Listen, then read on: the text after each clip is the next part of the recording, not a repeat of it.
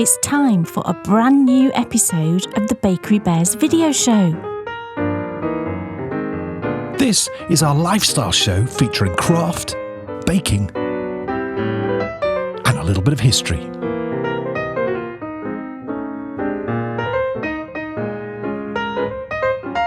We've got lots of projects to show and one of our special series to share.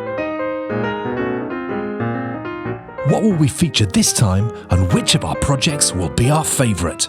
Let's get on with the show and find out.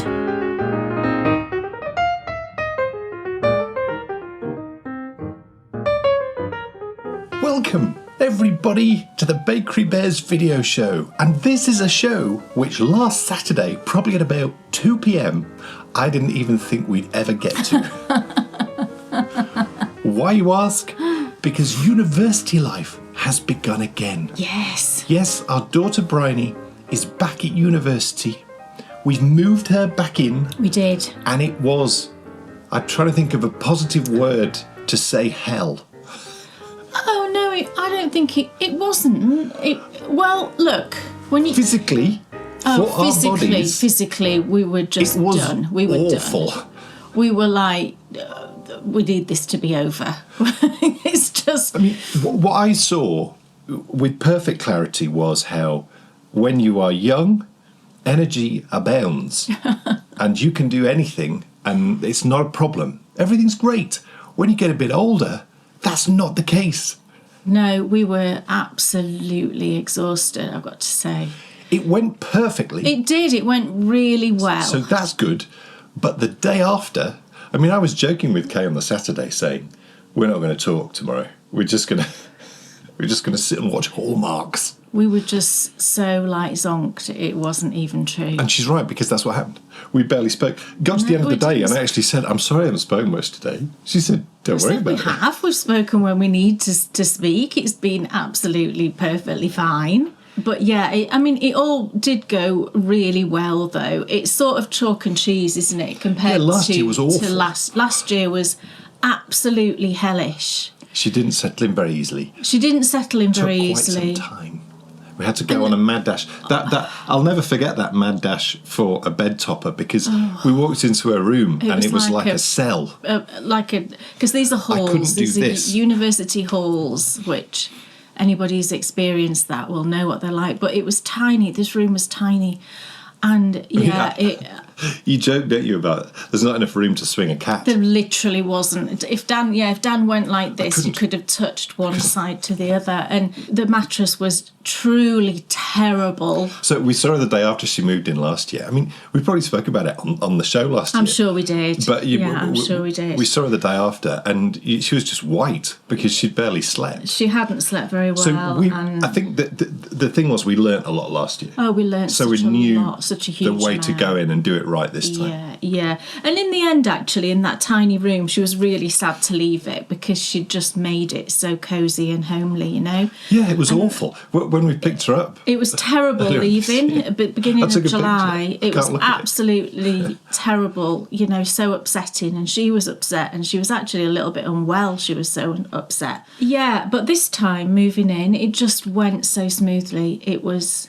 You know, it was so organised and people were there to help you, and it was just lovely. And her room is so much bigger. It must be 4 times the size. Yeah, it's the difference between halls and then getting out into the world. And you know, having to find your own accommodation for them after that. So, I mean, she's settled really well into this one. Yeah, and I think the halls experience is a really good one, because definitely. It teaches you how to live you up. with people. Yeah, definitely. So, you know, you have to share, you know, kitchens and ovens and all of those types of things. And so it's definitely, I think it's important people do it, because, you know, you learn so much. Yeah, I don't think she regrets. No. Well, no, she wouldn't have been, like, devastated about leaving if she'd regretted it. No, that's right. Yeah, but I think she learned a lot about herself as well. Yeah. And we've come to realise as well that she does like time on her own. You know, she's very, very happy in her own company. And too Which much. I think is a really good thing. Yeah, she likes to be social, but she likes to be social like on her own terms, doesn't she? Yeah. And I think too much sociality and she gets overwhelmed and stressed. So where she is now is actually perfect for her. Yeah, definitely. Definitely. I think it's been a really good year and a bit in the sense of learning so much about yourself and then, knowing, this is the right environment for me now. Because some people are totally the opposite. Yeah, and some people absolutely. it's like party central, the whole of... I mean, I suppose that was never going to be the case with her being our daughter. Yeah, I know. We were talking about this afterwards, weren't we? About realising, the sort of character that she is as an adult. And it's good that she had the opportunity, though, to be in a position where girls were saying to her, fancy coming out partying tonight? Yeah. I mean, and do you remember she's the first day? No. The first day we were there. Yeah. Two girls said to her, coming out later? Yeah, and she was just like, no. No, it's all right. I'm fine. Why would I want to do that? She made one really good friend in her last, in the halls where she might was say two. Before. She might say two, yeah, because that's right. And thinking back to us when we were that age, I only had one or two really close friends, and so did you. Yeah. And I think maybe it's a personality thing. Some people, don't they, have like so many friends and they can keep up with all of those friends, and I just find that a bit overwhelming. I just prefer a smaller group of closer friends. Yeah, definitely. And clearly, she's the same. Yeah. But she seems very, very happy, very settled right now. And we're enjoying the quiet. My goodness. We're enjoying the silence. Yeah. I mean, we've talked about the fact that she's not, she likes her own company, but my goodness, she also likes to talk a lot when... when she's at home, it really is a constant. It is. So teenage, when you get a little bit older, it's nice to have a bit of time to think. Yeah. So yes, we're very much wallowing in the blanket of quietness at the moment. Yeah. Quiet is an underrated thing, I think. Yeah, we're very much enjoying the peace. We're not going to be quiet today because what a show we have in store. We do. Kay is here with her penultimate episode of My Perfect Socks. Yes. In pick of the projects. It's beautiful. Stay tuned because Kay is going to be giving you an update on the Crochet Jelly Roll, and she may just even talk a little bit about plans for release. Yes. Which is very exciting. There's been some huge breakthroughs on that design over the last week or so. Very exciting. The obsession continues. Yeah, I'm probably even more obsessed with it now than I was before, and I was obsessed before, earlier on during the process I was obsessed. Yeah. But now I'm sort of approaching the end and getting really excited. So I'll tell you all about that later. So that's coming up in Pick of the Projects. In What's Off Your Needles, I've got a finished object. Yes. Now that's always a good... I know, we've both got one. a great and exciting thing. Yeah. But huge news, because about this time last year, was it? Or was it a touch later? You knitted a pair of mitts for our daughter Bryony. Yes. And you guys, Kay posted a picture on Instagram and people went absolutely crazy for it. So Kay's like, oh, well, maybe people might quite like this as a design. So through the course of the year, developed 3 sizes. Yeah. And the Beetlejuice mitts are released right now. Yes. So they are available to purchase. They are From on Ravelry and Lovecrafts. And Lovecrafts, yeah. And this is 2 episodes and 2 pattern releases. I mean, that's just huge. And we must just say, folded. Oh my gosh, yeah, thank you all so much for your enthusiasm over the folded hat pattern. The positivity. It's just been so fantastic to see you all knitting those up and getting excited about your hat knitting. Yeah. And yeah, I mean, it's just been lovely because I can't remember the last time I put out a hat pattern, actually. It's a good while. Yeah. And I always felt that it was just one of those patterns that you could knit again and again and again. And, you could knit it for anyone in your family and it would suit, any gender. And it's proving to be that, people are saying to me that it's just a great classic design, which is just lovely. That's what I always want. I want people to buy my patterns and knit them over and over and over. So that's just been lovely. So thank you all so much. Those patterns which you can turn to, like you just said. Yeah. I mean, it's nice to knit something like I'm obviously knitting the scarf, the jumper at the moment. That's a bit like full on and in your face. Very fancy, yeah. If I was going to knit a jumper for my brother, for example, then I'd probably be tempted to go more Albion-esque. Yes. Because it's a bit more sort of a non-knitter would appreciate it and enjoy it. Yeah. And I think that... A bit more low-key and... The folded hat pattern is one of those ones which just works for absolutely everybody. So I think it's super exciting that you released that. And it's sort of in contrast to the Beetlejuice mitts. It is sort of in contrast, yes. I love that. We've got the yin and the yang over the course of 2 episodes. These are just fun and seasonal. Yes. Yeah. So I'm going to talk about those. Did you hear our last radio show? It was very, very lovely. I've got to say, I think it was my most enjoyed radio show of the year. Was it the autumn one? Oh, it was great. Yeah, it's lovely. If you wanted to sort of relax into a warm bath of autumnness, then definitely go have a listen. Spoke about autumnal food. Got very, very excited about pies. Which, and I still haven't made that pie yet, but I'm planning. No, we're building up. Yeah, we're building up to the pie that we spoke about. But we also spoke about movies too, and we have been enjoying the autumnal. I mean, I love it when you hit on. Have. You sort of run out of ones that have got fall or harvest. Or pumpkin, autumn. Yes. And so, you think, oh, well, we'll bung this one on. And then it just happens to be autumn anyway. We're like, whee! It's an autumn one. So we watched All of My Heart again. Oh, yeah. Then we watched All of My Heart, The Wedding. Yeah. I've got to say, All of My Heart's better than All of My Heart, The Wedding. Yeah, it is. All of My Heart, The Wedding, there was a few too many sort of lazy shots of goats running in front of the house. Yeah, there was. That seems to be... It was that same shot all the time, wasn't it? Time and time again. I've seen the goats, yeah. Goats are cute. I just love Brennan Elliott, though. Yeah. Love me, love my toolbox. I'm off to get wood. So many classic lines. He's so funny. The guy is just brilliant. He's so funny and endearing, and he just makes you laugh and smile, and he's handsome, of course, as well. So, yeah. And I think he goes well with Lacey Chabert. Yeah. I mean, Brennan's not tall, but Lacey's really short. Lacey Chabert's I was watching not very tall. I was watching them in a scene the other day, and I was thinking, whoa, they're even closer together in height than normal. And then it pans back, and she's got on the tallest of heels. She always wears really high heels. And credit to her, she was walking on grass. I know. I don't know how she does it. I don't know how people walk in stilettos. I used to wear heels when I was working in the bank. I think there might have been wedges on the grass, actually. Probably wedges, But still, you would think they'd sink straight in. No, not a wedge. Oh, right, I guess. No. Of course I wouldn't know. No, you wouldn't know. Look, that's enough talk about high heels. Didn't expect that today. No. Because we've got lots and lots of wonderful projects to show you in our first segment of the day, which is, of course, Kay Jones. What's on your needles? Okay, well, talking of the Beetlejuice mitts... Come on. I have a pair on my needles, and I've actually got a completed pair as well to show you in a different colour. I have shown them before, but I'm going to show you again because I like Because the pattern's released. Because the pattern's released. And I'm sure people would appreciate seeing a finished pair. Yeah, but first of all, the pair that I'm working on... Oh, shall I show you? Can we stop for a moment to look inside that bag? Why? Because it looks like harvest. Like harvest in the bag? Oh, yeah, I mean...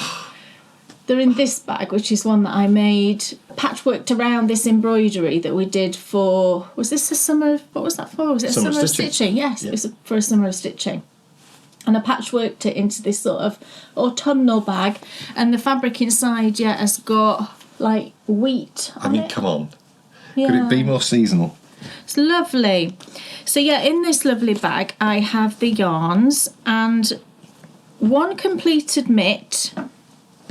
And I'm working on the other now. So this actually is in the colours of the original Beetlejuice mitt, if you like. There's in the pattern, but this one is the size large. There's 3 sizes in the pattern. The size small is the pair that you will see in the photographs in the pattern, and they're the ones that Bryony has taken off to university.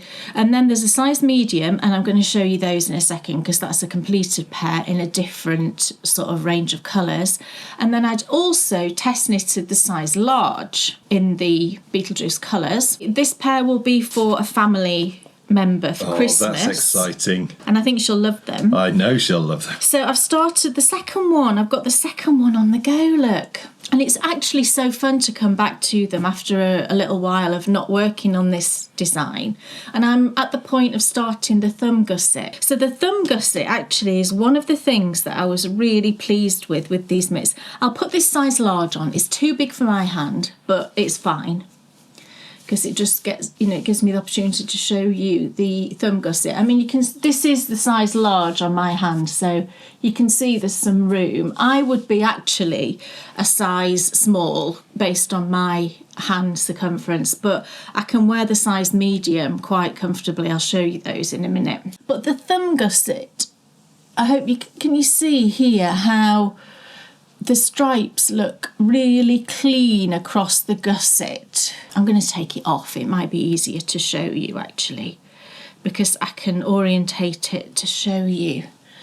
So can you see across how it's really nice and clean? I've only actually used one type of increase.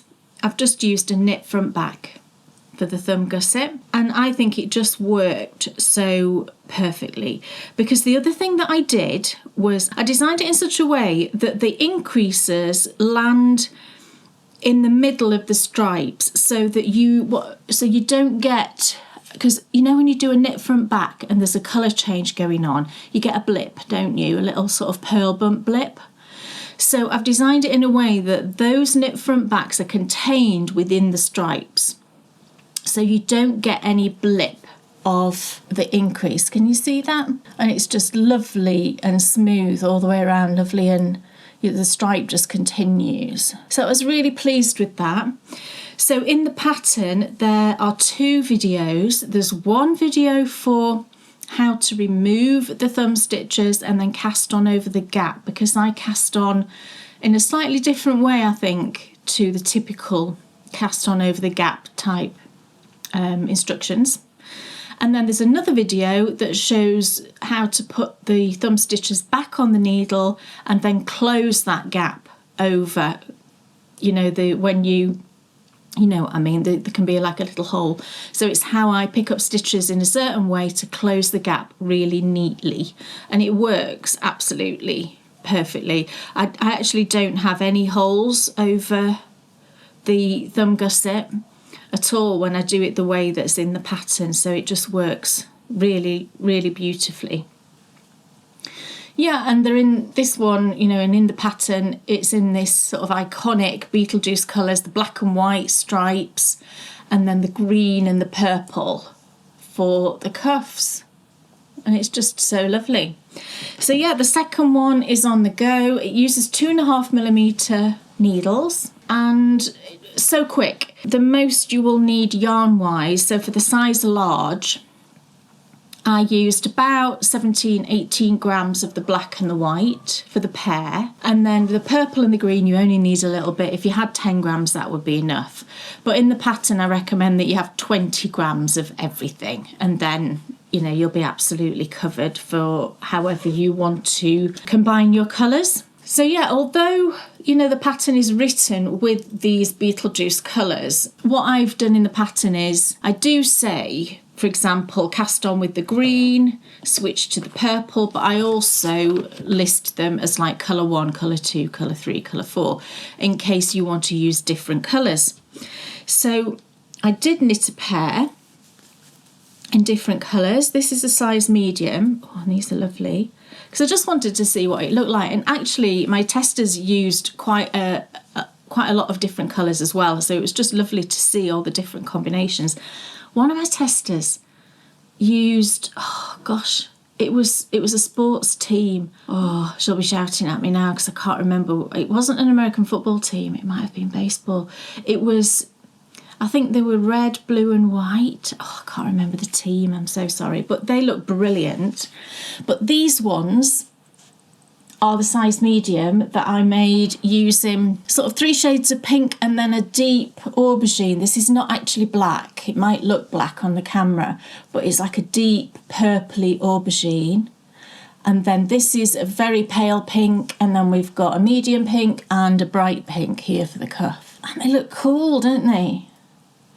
Oh, they look nice together, look, with the stripes. And they're so fun to make. They were really quick knits. My tester zoomed through them really quickly.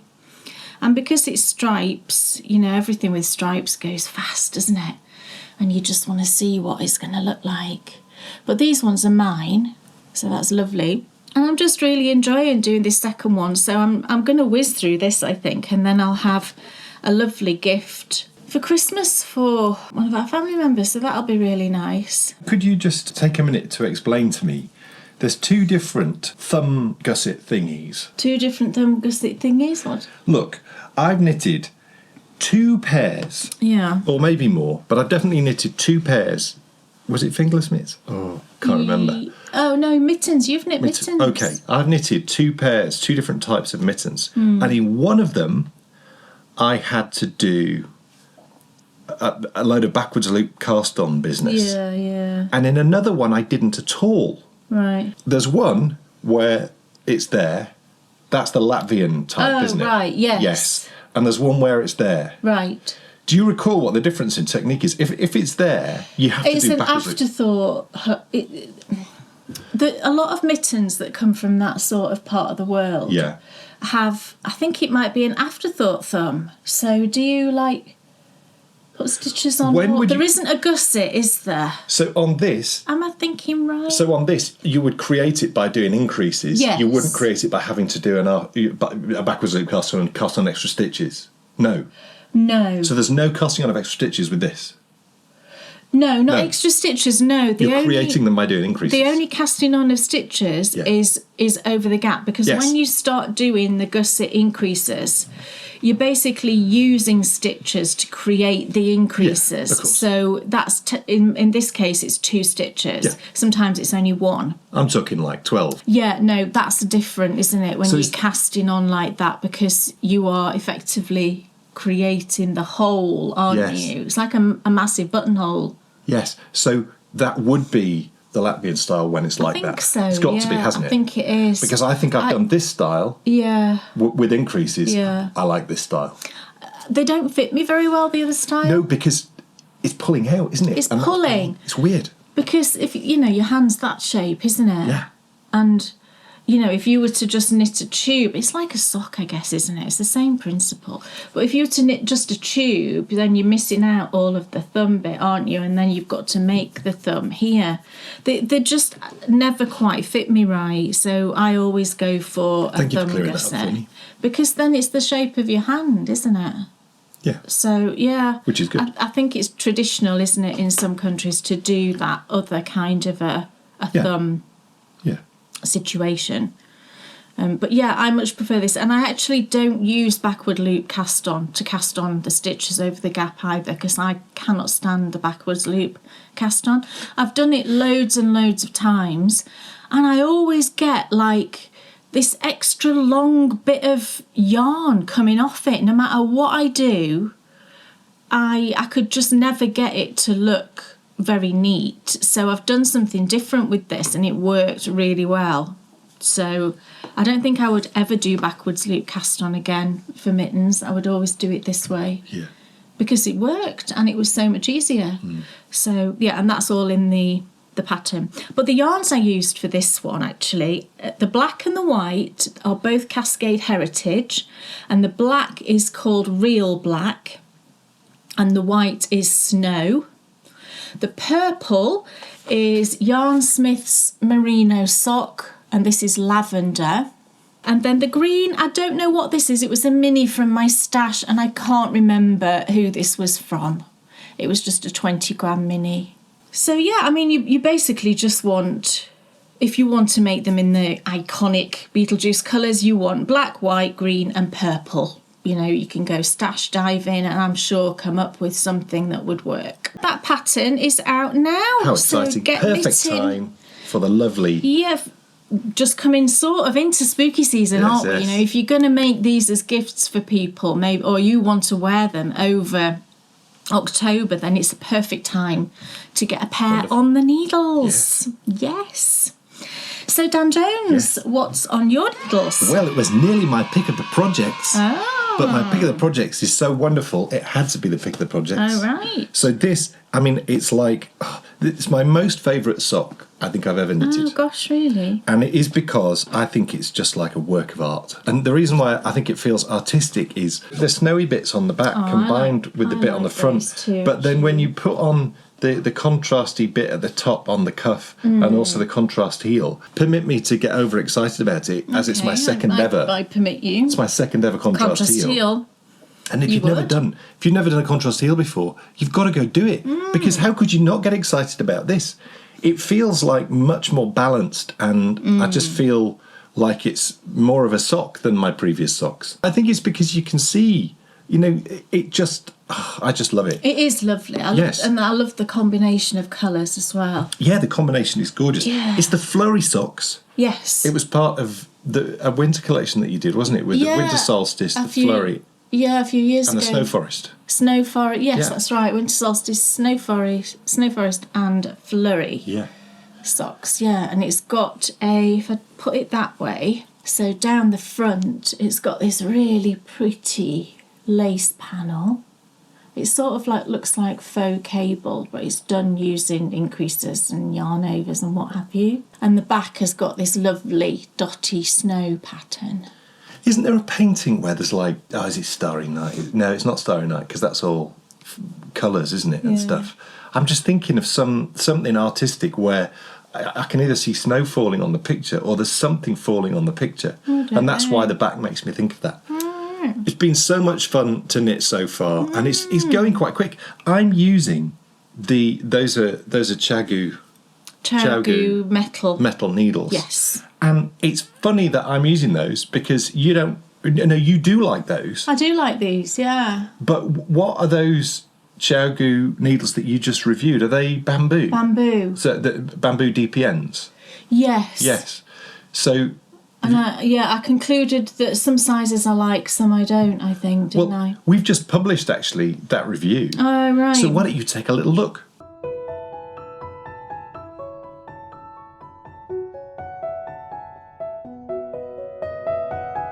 Hi everybody, I am here today to do a little needle review. So we're going to be looking today at the Chagoo bamboo double pointed needles. So I've been using these quite a lot lately to knit Dan's socks, but I've also knit a couple of other pairs of socks in the past few months using these needles. This one is a DK weight sock that I've got on the go at the moment. But one thing I wanted to point out that I find with these needles is that I don't get any laddering. I find it really good for the joiny bit. Shall I show you the other side, which is plain knitting? That shows it better, doesn't it? Okay, so I'm coming back. It's a little while later from when I filmed the video that you've just seen. And what's happened in the meantime is I've actually been trying out the thinner, the smaller sized needle from Chagoo, the bamboo. And I had some feelings about it. So I thought it would be useful to add this on. I don't use these ones when I'm reaching for a double pointed needle to knit sort of standard fingering weight socks. I'm not using these ones. I much prefer the Knit Pick Sunstruck, which is the harder wood.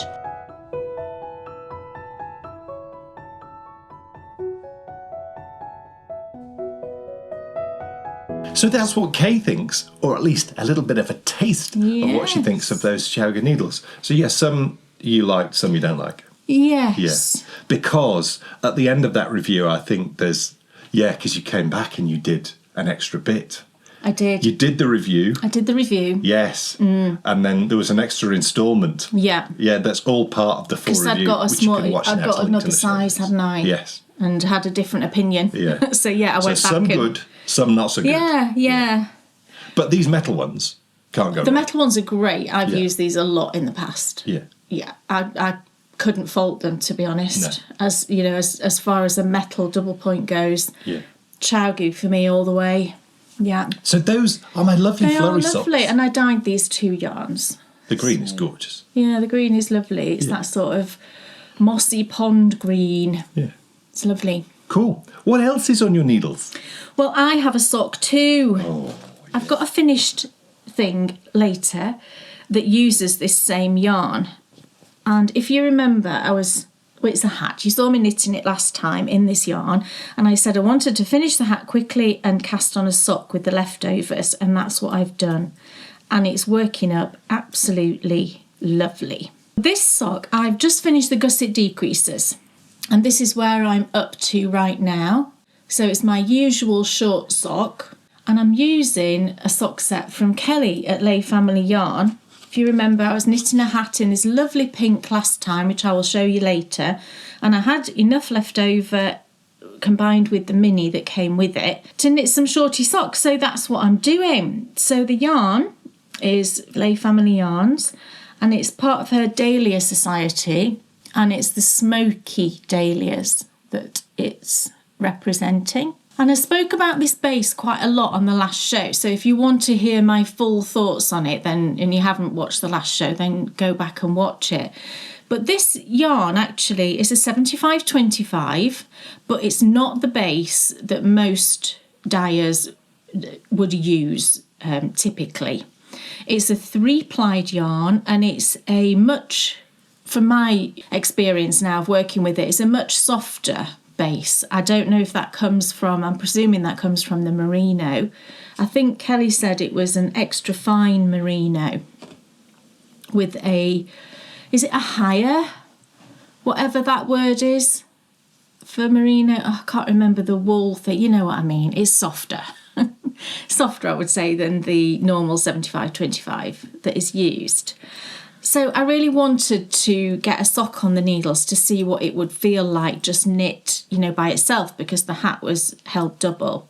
And it's absolutely lovely. It does feel, at this stage, softer than what I'm used to for a 75-25.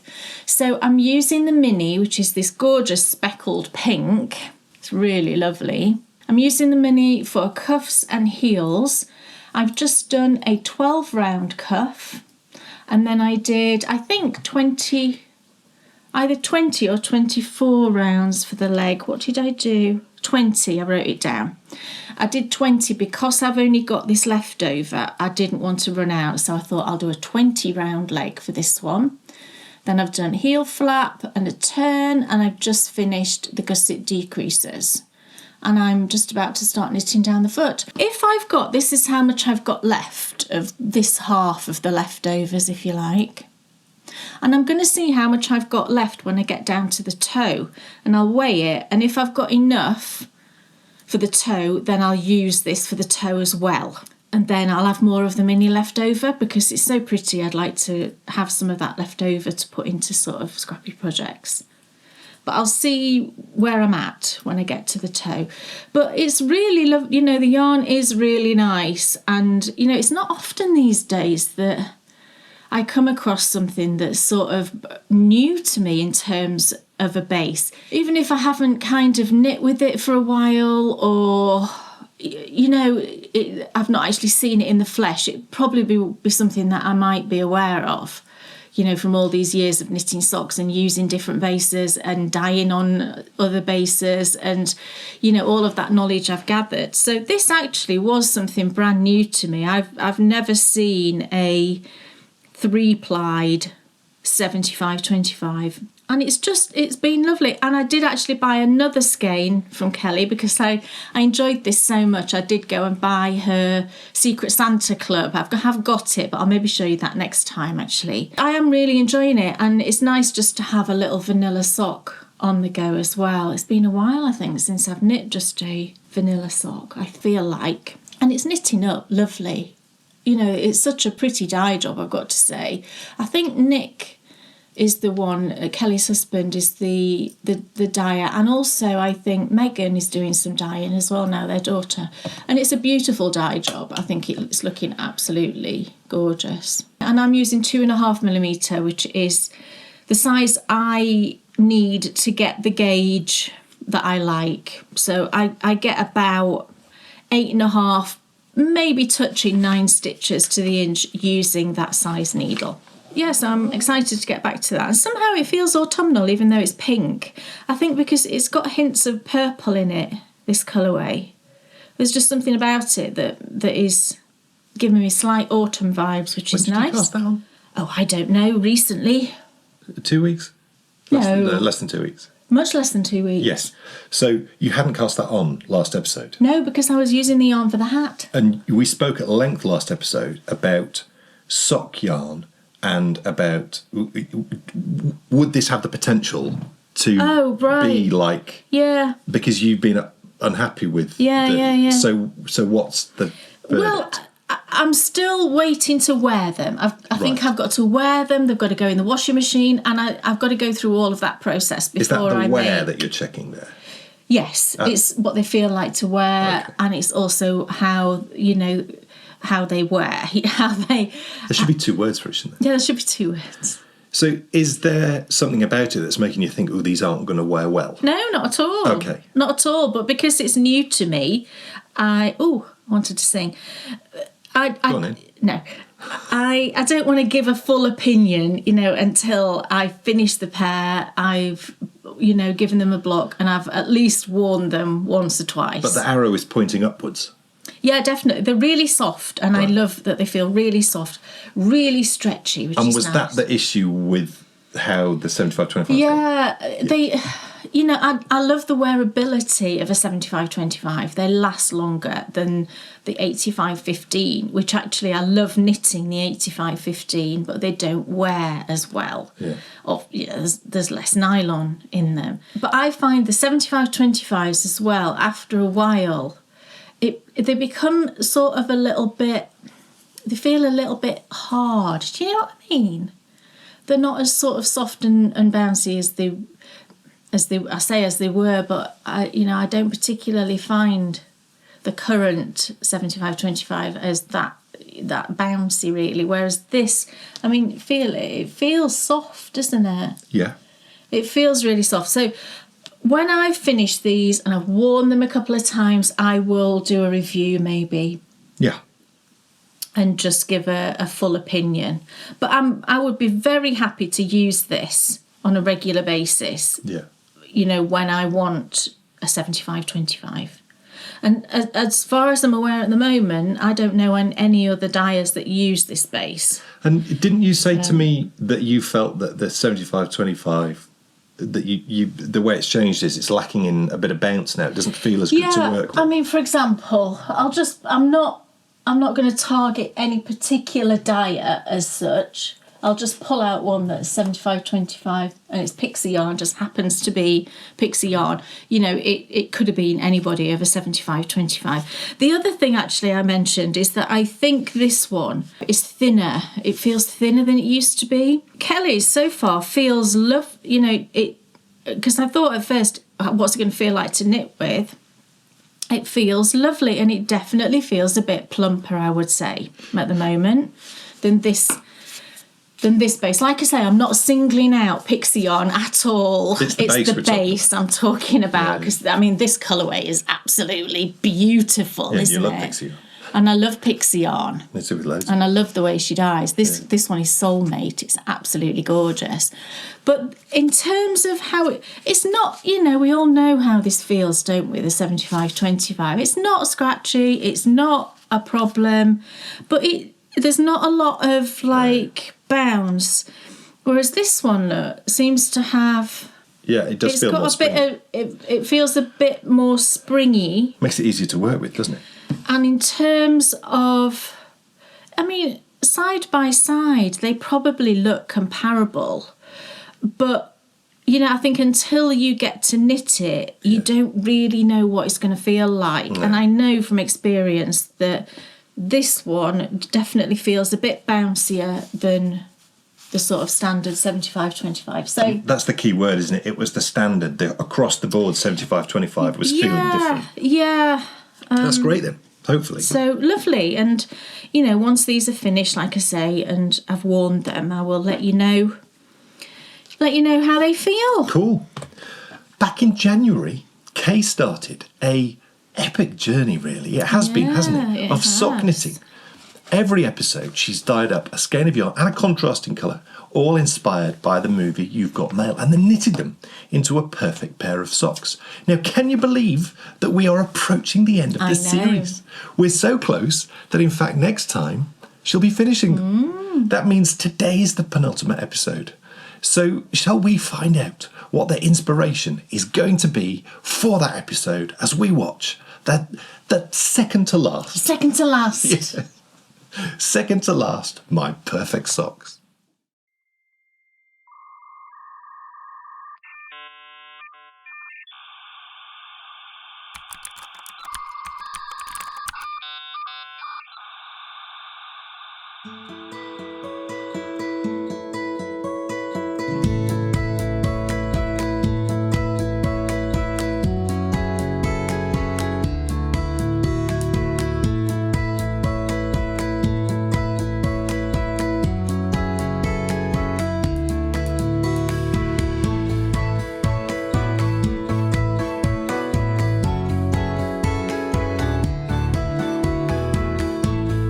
It's a brand new year, so it's time for a new challenge. I want to knit myself the perfect pair of socks. To do that, I'm going to need yarn and lots of it.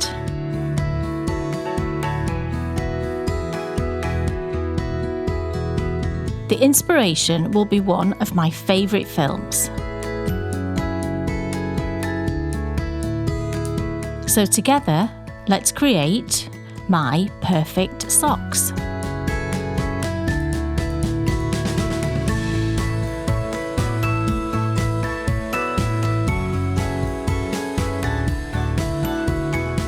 Welcome back, everybody, to My Perfect Socks. It's so exciting today because we are on the penultimate episode now, and today I'm going to be finishing the foot of my socks. Can you believe it? Yeah, it's the last colour before we get to the toe, so it's all really exciting. So as always, we're going to be dyeing up some yarn inspired by something to do with You've Got Mail, the film You've Got Mail, and I'll tell you what the colourway is in just a second. So we're going to be dyeing up the yarn, we're going to be getting it cooled and washed and dried, we're going to wind it, and then we're going to knit it into our lovely pair of socks. So what is the colourway today and what is the inspiration? So I have gone for this one right to the beginning of the film, literally the opening sort of sequence and credits. So the very opening lyric, I believe, is "Dreams are nothing more than wishes." You're all singing it, aren't you? I had to stop myself from singing it because I really wanted to just sing it. I'm not going to torture you with that. But yeah, it's "Dreams are nothing more than wishes." And isn't that just a lovely thing to think about? I just like the thought of that. And the colours that I've chosen are inspired by that scene before we see the actual skyline of New York. So that's the colourway today. It's "Dreams are nothing more than wishes." So it's time now to get cozied up in the chair, and I will tell you all about the sort of full details of the inspiration.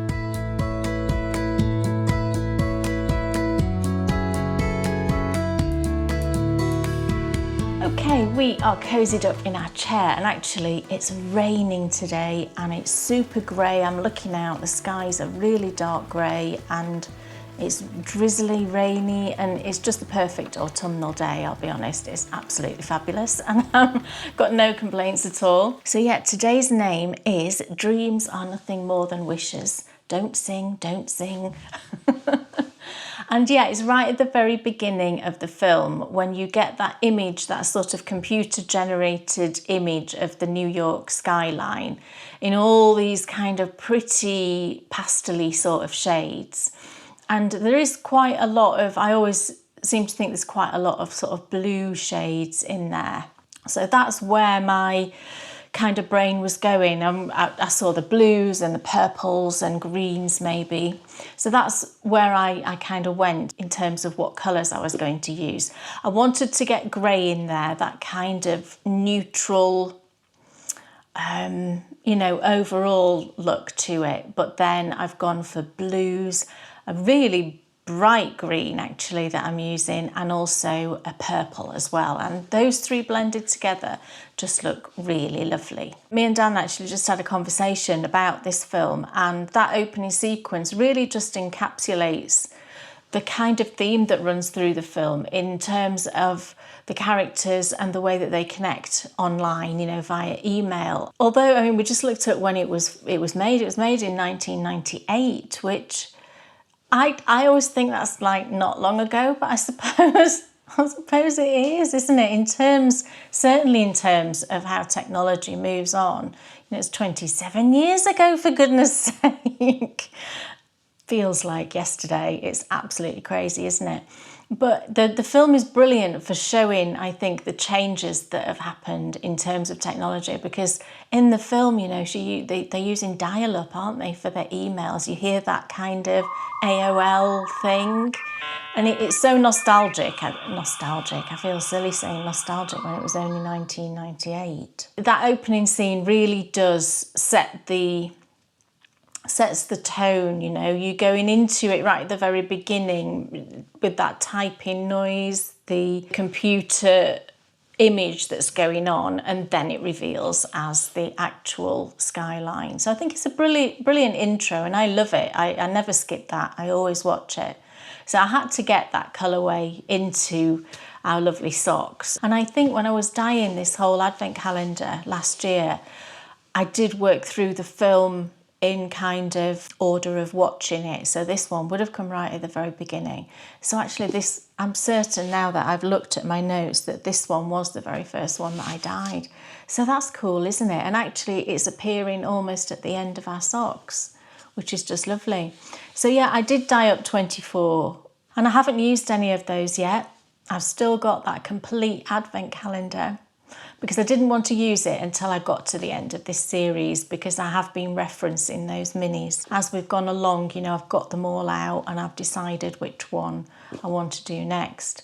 But we're coming to the end now, aren't we? Just one more to go, so I'll be able to now get those out and decide what I want to do with them. And just talking of the computer technology noises in particular that go on at the intro to this film, Dan actually took inspiration from that with the intro for the series. I'm sure you picked up on that, but he did actually do quite a lot of work to sort of tie the intro of this series into the film as well, to link it, and I think he did an absolutely amazing job. So the you know, as we come to close to the end of this series, it is sort of, I'm getting into a kind of reflection mode, which is what you tend to do, don't you, when you get towards the end of anything. And it's just been such a fantastic thing to do, a wonderful series, and just so lovely to do this and remember one of my favourite films. So yeah, today's colourway then is Dreams Are Nothing More Than Wishes, and it's time now to see everything that we are going to need to dye up our lovely yarn.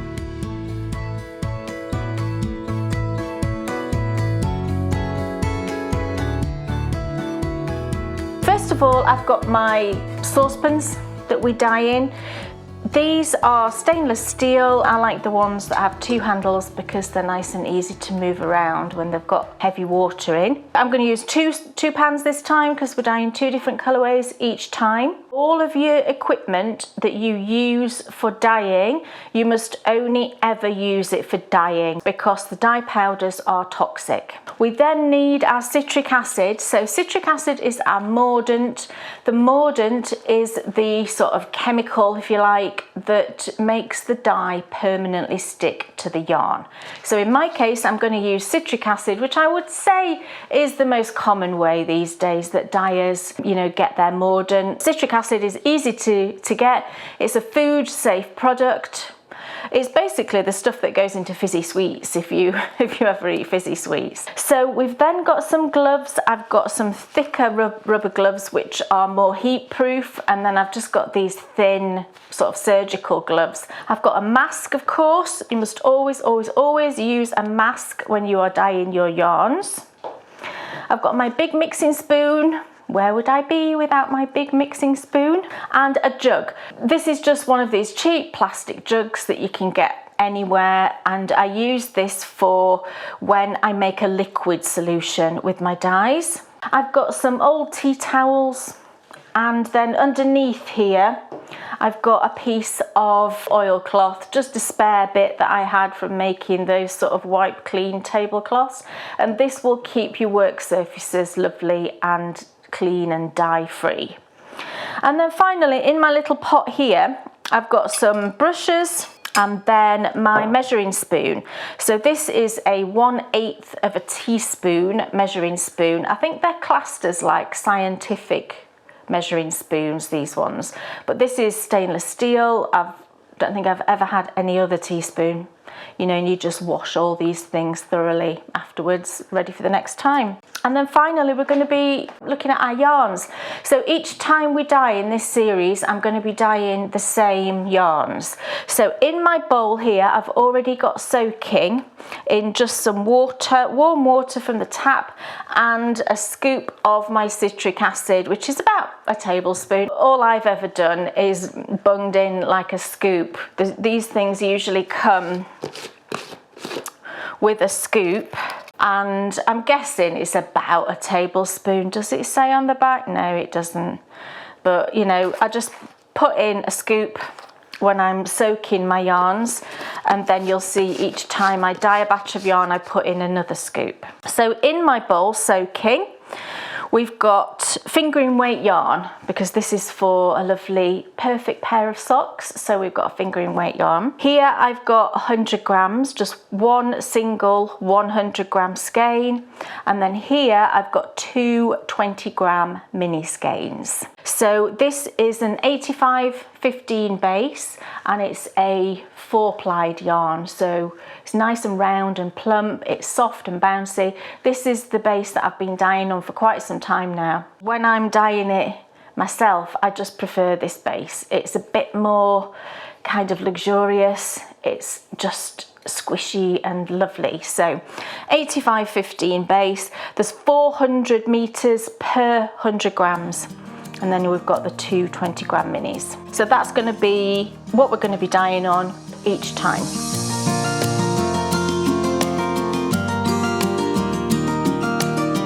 Right, so what dyes are we going to need today to dye up our lovely yarn? Now I've got 4 colours today. So one of them we're going to use in a different way to the other 3, but you'll find out about that when we get to the dyeing.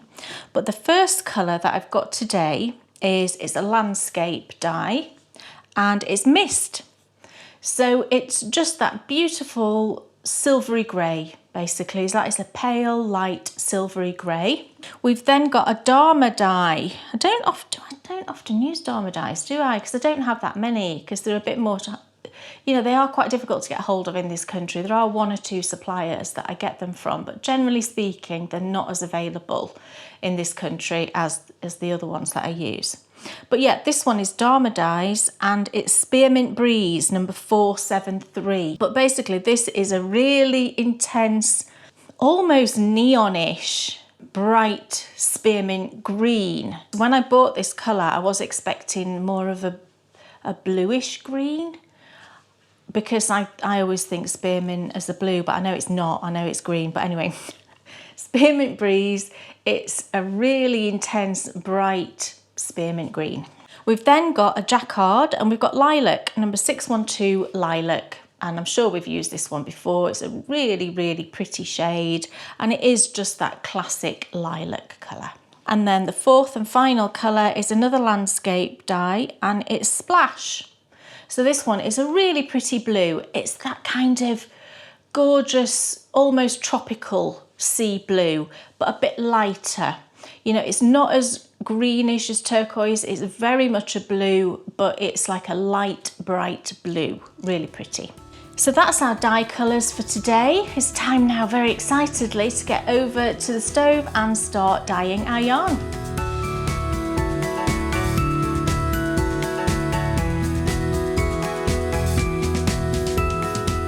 Right, so in my pot, I've got it about half full of water. We've got a tablespoon of citric acid in there, and that's heating up nicely. It's nice and steamy now. So the first thing we're going to do is we're going to put onto the yarn a sort of a light wash of a colour, because what I want to do is kind of knock back that very white colour of the yarn. So I want to give it a base colour.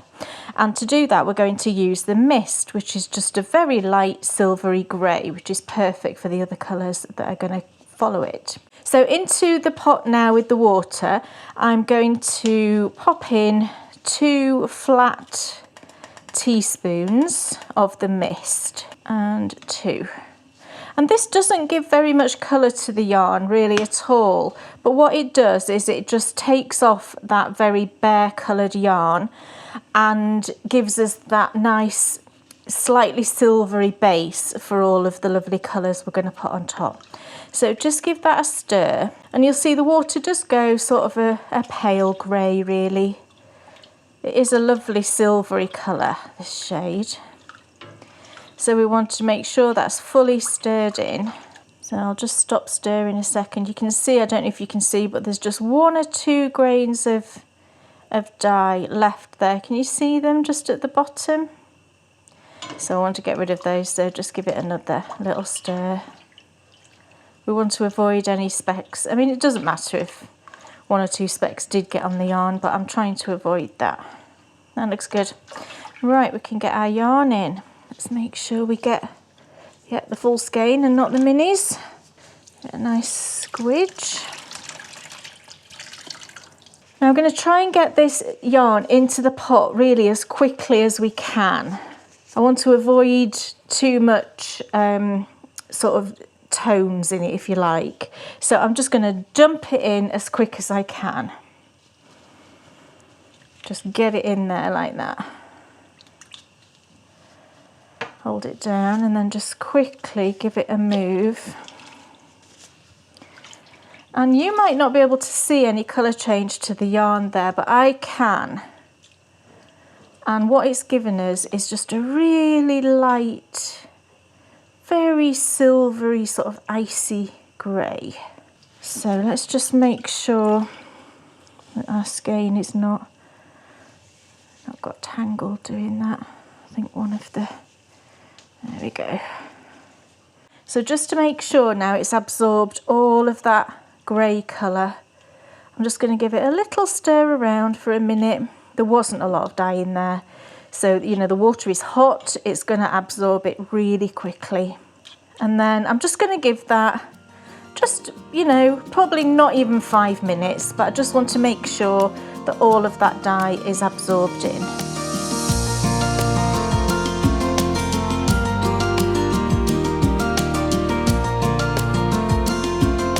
Right, so that's just had a few minutes to fully absorb that silvery grey. And what we need to do now, because now we are going to speckle. In order to speckle, we need very little water. We've got far too much water in there currently to get good speckles. So I'm just going to scoop out quite a lot of this water. So I just have this little jug that I keep just for my dyeing. So I'm just going to scoop it out. There's no dye in there. It's just water with a bit of citric acid in, so you're fine dumping that out. And what we want is just really the merest hint of water in the bottom of the pot, because the yarn is soaking wet. You know, there's plenty of water actually in just the yarn itself. All right, so let's have a look at that. You can see I've just got a little bit in the bottom. So let's see now what I'm going to do. Drop it back down and then spread it around your yarn. And then we'll just see what the water level looks like. You can see there is water in there. We can see some little tiny puddles, but largely speaking, the yarn there on top doesn't have any sitting water on it. And that's just what we want for speckling. So we're going to go in now with our first speckled colour. So we are going to start with the Spearmint Breeze. So the Dharma Spearmint Breeze. So now our temperature is good. I can see that the little bit of water that's in there is sort of blipping around a bit, so that's perfect. So I'm going to take my Spearmint Breeze and dab a bit onto my brush. And we don't want a lot at all. We're going to try for really delicate speckles. And I'm always really close to the yarn when I do this. Just tap and leave it for a second. Don't think that nothing's gone on there, because it will have. So I'm just going to do this all around the yarn, just little taps like this.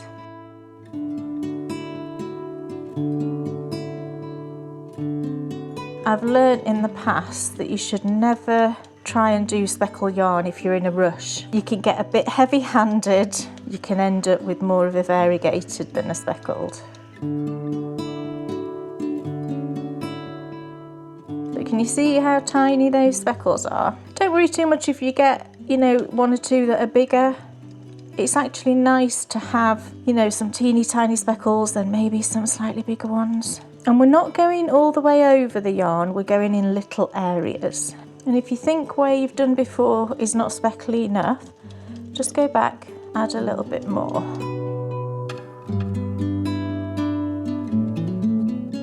I think that's good actually. So now we're going to move to the lilac and do the same thing on your brush and then tap, and then just find the gaps that we didn't do with the spearmint. Just go into those and do little dabs of speckles.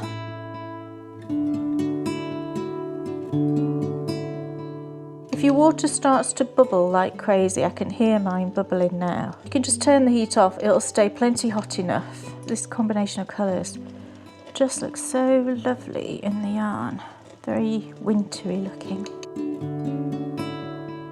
I think that's probably okay for the purple now. And now we're going to move to the splash. This is a lovely bright blue, a bright but light blue. If you see in the pot, I don't know if you can see that. Same thing with this. Find a gap and give it a sprinkle. Now this particular one of landscape, sometimes, or very often the landscape dyes are very granular. I've said this before, and I really like this for speckling. But it can take a few more seconds for you to see the colour develop. So I'm always, you know, quite cautious. We can see now there's a nice blue speckle a bit. And what we want really is the whole of the surface of the yarn to be covered in speckles, but all of these three different colours. But we do want to have little white areas. So just keep going around, finding those little gaps, adding dabs of that blue. Right, so we now need to get that to set. So I'm just going to pop the heat back on and I'm going to bring that to just simmering and then just leave it be for maybe 10 minutes.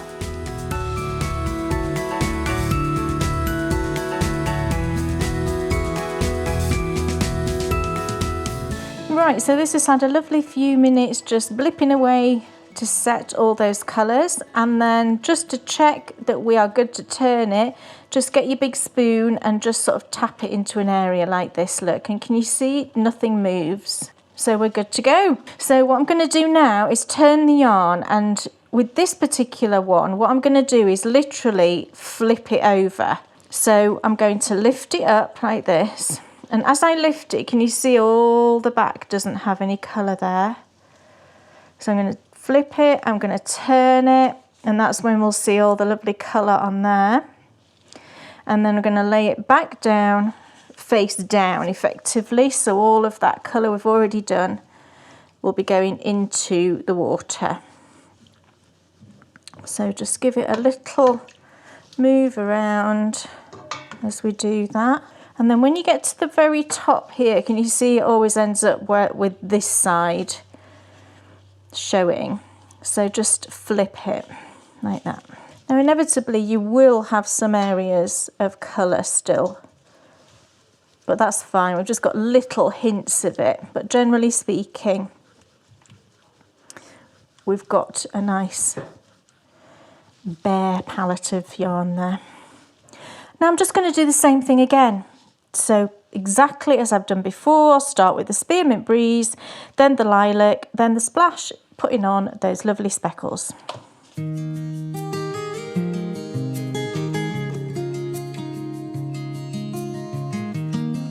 now it's the lilac.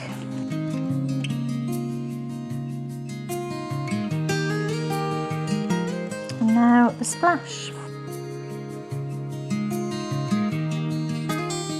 Okay, I think that's good. So same as before now, I'm just going to let that have a little cook away of 5 or 10 minutes just to set that layer of colour.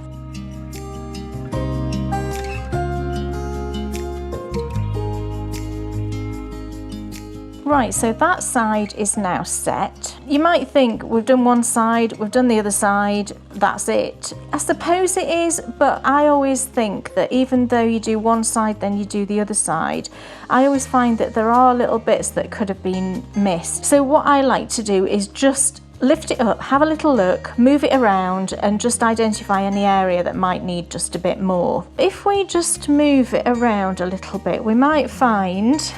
So now let's have a look.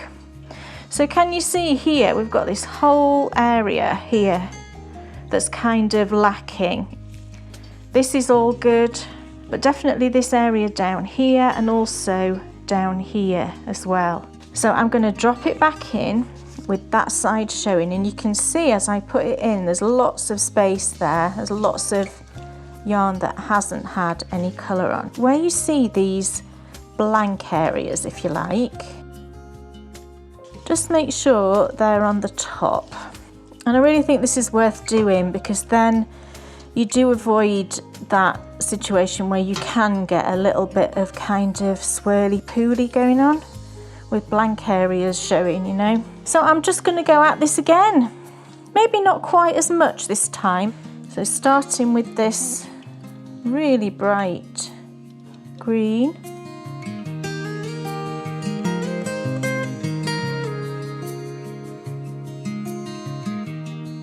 So now I'm going to go with the lilac, and I just always think it's really worth doing this final check just to make sure that we've not missed any areas.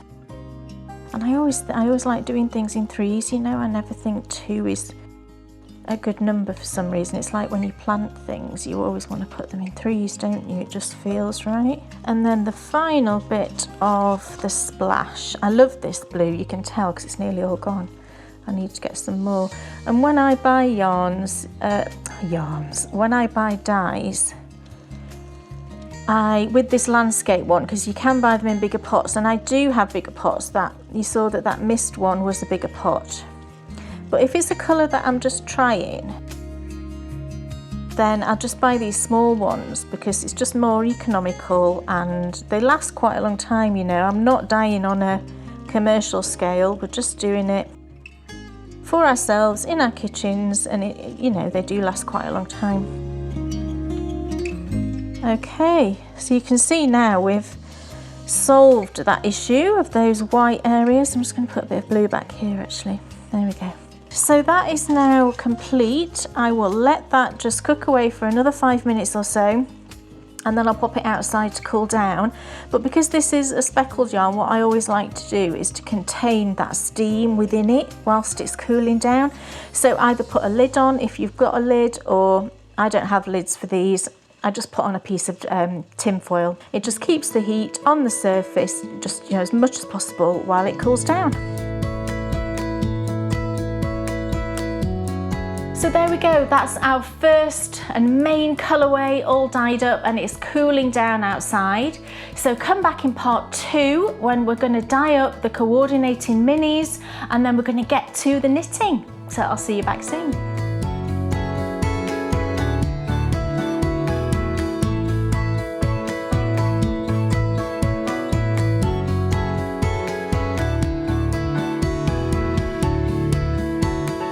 Can't beat a gorgeous speckled yarn, can you? Oh, it's lovely. And I love the technique too, putting out like a wash of colour on beforehand. I mean, that's so clever. I would never have thought of that. Would you not? No.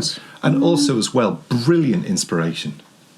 Yes. We all remember, don't we, those early days of the internet. The dial-up, yeah, with that noise. And also the sort of, oh my goodness, this is so impressive. Yeah, yeah. You know, I can specifically remember AOL. Yeah. It was the AOL, that was the typical, because that's the one they use on there, isn't and everyone seemed to have that. That was like the way that everyone sort of got their emails and all sorts. And, you know, seeing that, I know. It's just like, it doesn't seem that long poignant. Well, I don't think it is that long ago. It isn't that long ago, you know, in terms of...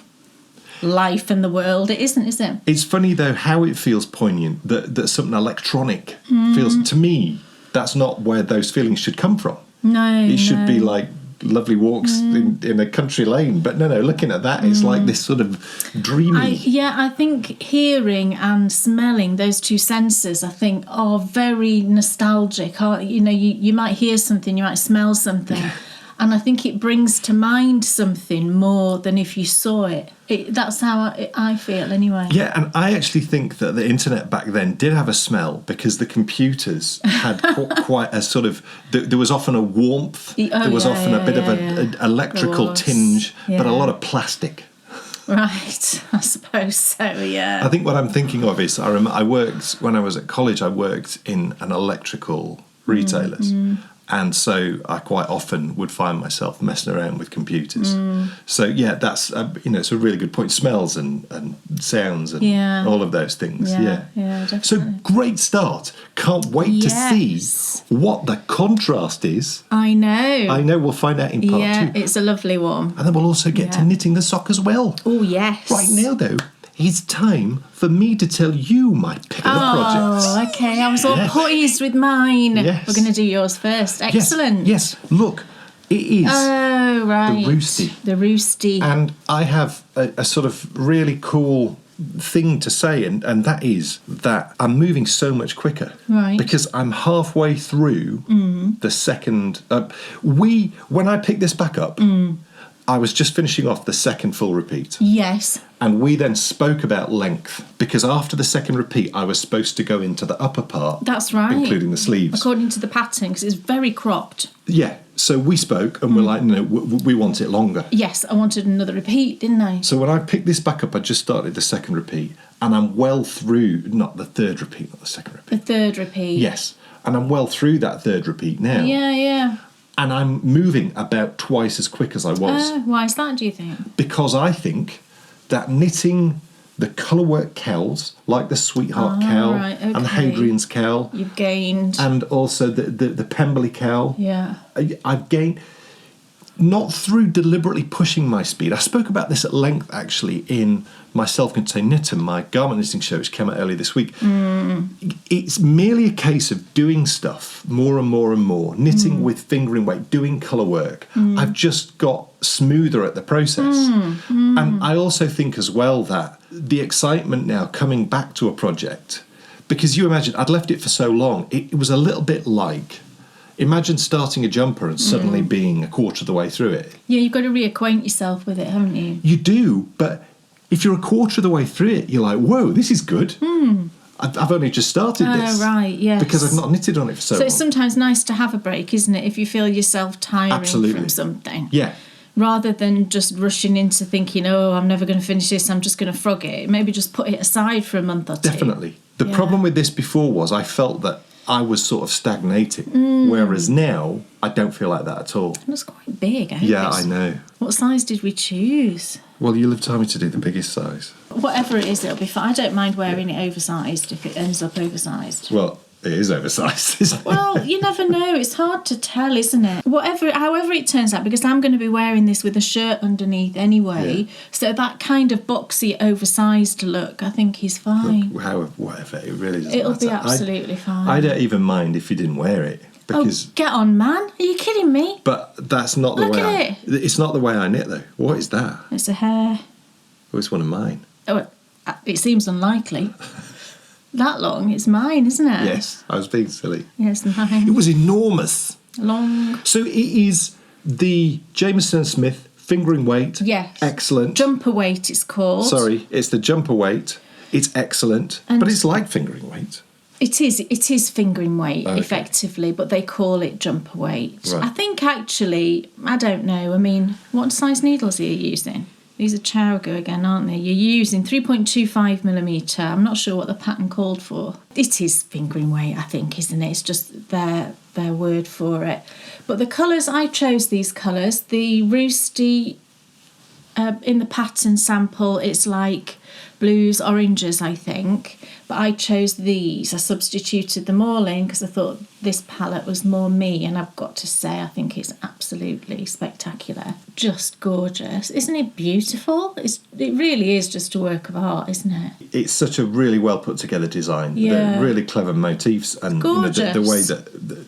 yeah, it's just brilliant. So, absolute credit to the designer. Design is really easy to follow. Over this. And yeah, it's great. Beautiful. So that's my Roosty. Loving it. Moving faster. So autumnal. It might be finished for next autumn, maybe. Yeah, definitely.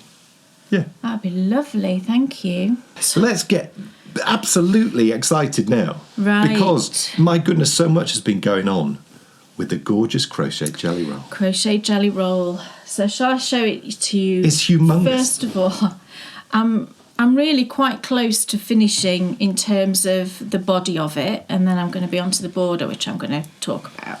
But this is, oh, look at it. So I am doing this blue strip here. Can you see over here? And the last time I showed you, I think I just was working on this pink one. So I've finished the pink, I've done orange, yellow, green, and I'm on the blue. So I've really got on with this. So I've just got to finish the blue and do a purple strip, and then the body of it is finished. This is how wide it is right now, and it is double this in terms of length. Oh, I'm so pleased with how this is coming out. It just looks... I couldn't imagine what I expected it to look like. But I think because I've gone with this sort of rainbow-ish palette, it's just so bright and fun and happy and just glorious. I've got to say, I've done all of this. It's a lot of crochet. Plus, I can't think how many swatches I've done. And I am absolutely still obsessed, loving it, I've got to say. And in fact, the more that I've worked on it, because now, cooler evenings and I've got this whole weight of it on my lap, it's just so nice. And you don't have to worry about having this bulk of a blanket on, and how on earth do you work it? Do you have to sort of move it around a lot? You absolutely don't. So the way that it works is, so I'm here right now. I'll try and demonstrate. So I'm going to crochet across to the end of here, and then all I do is this, and then I crochet across to the end of here, and then I do this. So you're moving it like in this motion back and forth, and the whole of the blanket underneath you just stays put. So it really is not a bother at all. And I just really love having it on my lap, seeing all these lovely colours and just flipping back and forth like this. And you know how the strange thing is with this, how in the past with crochet, I've struggled, haven't I, doing crochet, and I get that problem with my shoulder. I've not once had an issue working on this, and I've spent good amounts of time, like yesterday I was working on this a lot, and I didn't have any problems. And I think what it is, because you are constantly having little breaks effectively, because the rows are only short, so I'm going across and then I'm taking a second to turn it and rearrange myself, and then I work the other way, taking a second, rearrange it, turning the other way. So for example, when you work in a granny square, it's constant, isn't it? You can pretty much just go. And I think that might be my issue, that it's when or for example, a granny stripe blanket, you've got those really long rows, haven't you? And you're just going do, like really long, repetitive rows. And I think that might have been my issue with my shoulder, because certainly this whole process, like I say, I've not had a problem at all in terms of it affecting my body.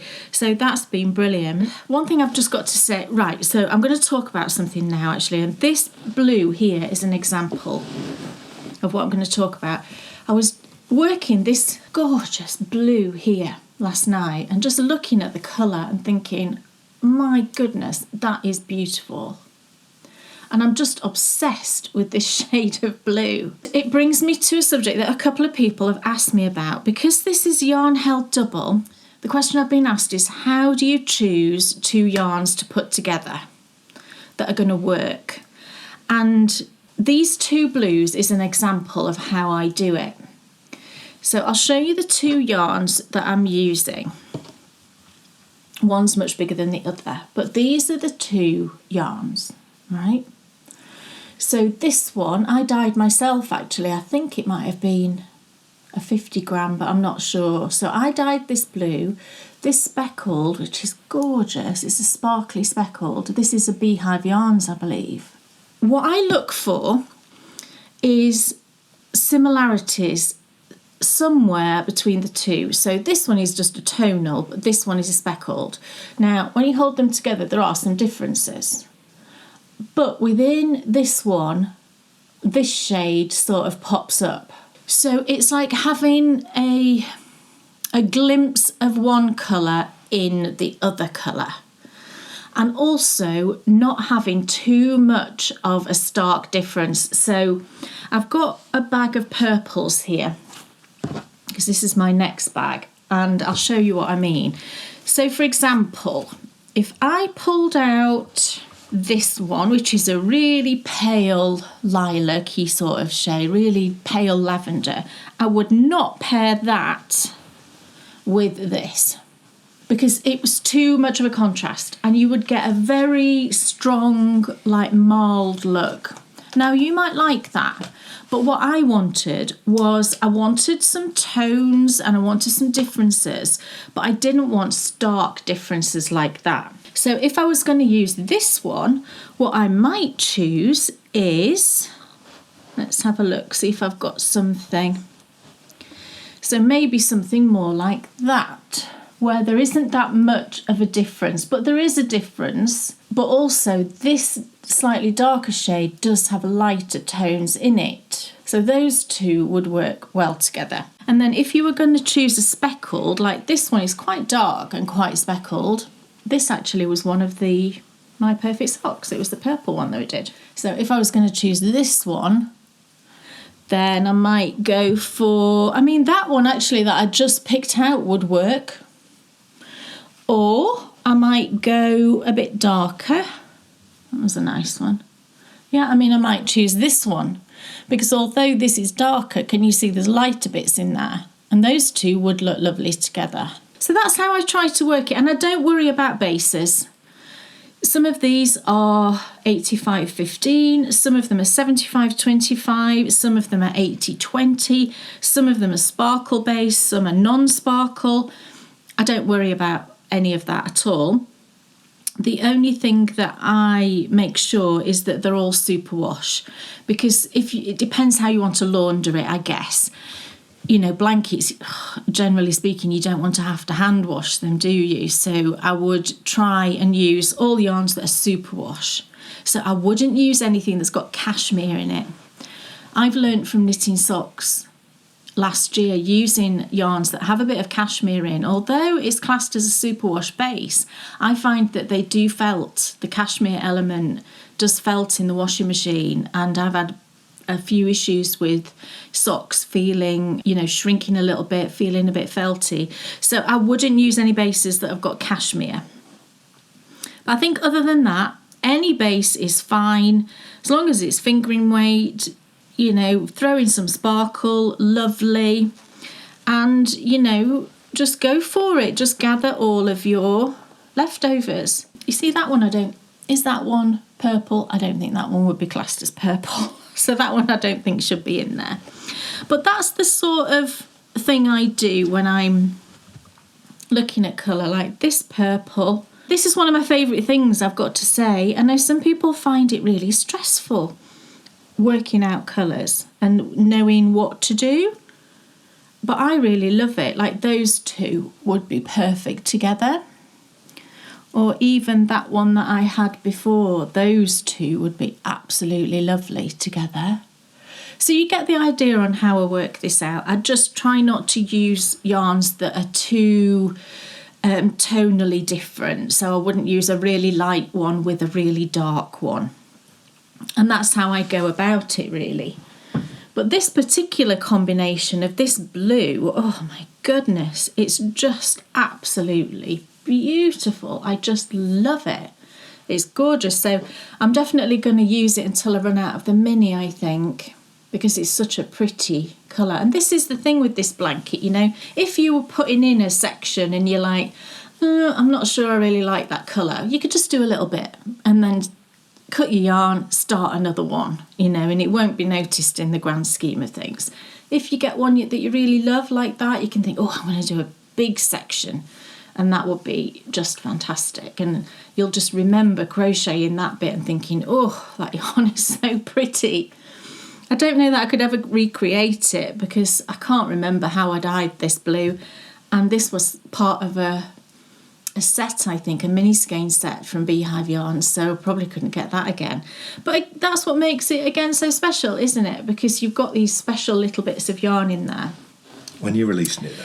Well, my plan at the moment, because I have figured out the border, that's the other thing. I will show you the border next time because I've swatched it and I love it, but I've swatched it using just some DK yarn, and by next time I will have recorded the tutorial on the sample that I'm working up for the border, so I will show it you on the sample, and I might even be on the border itself on the big blanket by then. We'll just see. So yeah, I figured out the border and it's absolutely beautiful. I've got yes, I was obsessed. How obsessed was I over that border? Extremely. I did nothing else apart from obsess over this border, and because initially I thought I was just going to do something really minimal, really simple. And then that changed. And then I just started to play around and I came up with something, although it is still quite minimal, I think. It's adaptable. You could do it much wider if you wanted to do it. You could do it more minimal if you wanted to. But I think it's just going to finish it off absolutely beautifully. Yeah, so my plan at the moment is I'm hoping to have the actual blanket finished by the end of September, let's say. And then I've got to go through the whole testing process. The pattern is drafted, it is written up, but I've got to go back and finesse it. And then, you know, photos, all of that business. I've then got to go through a testing process. But I really do hope that I can get this pattern published sometime in November. Certainly, you know, before December, because I would love this pattern to be out there in time for Advent calendar season, you know. I think that would be absolutely lovely. But we'll just see how it goes. But that's my hope at the moment. And I do have plans for another one. So I'll tell you about those plans, I think. I'll probably wait until I start it because it's exciting and it's different to this and the theme is sort of different. But yeah, it's just lovely and I'm still obsessed. Wonderful. Yeah. Well, after such a wonderful final pick of the projects. Thank you. I think that we should have a look at some what's off your needles, don't you? Ah, and to kick that off, on one of the rare occasions, Kay, you can say... Dan Jones. Yes. What's off your needles? I finished a hat. Look at this. You haven't seen this in ages. I actually finished this ages ago. It's such an epic project. I've been saving it to show it to you. You were sort of saving it for the seasonal moment. I was going to say for the season when you could start thinking about wearing it. Yes. Now this hat is knitted in that dreadful yarn that I bought to knit the Albion in, and I stopped knitting it because the ribbing was dreadful. And just look at the ribbing on this hat. It's dreadful. And my ribbing is good. I am very good at ribbing.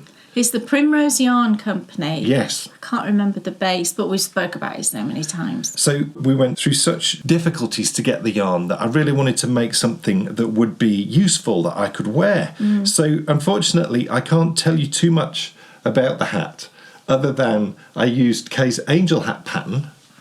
Which is a free pattern on Ravelry. Yes. So I used the angel hat pattern as a guide.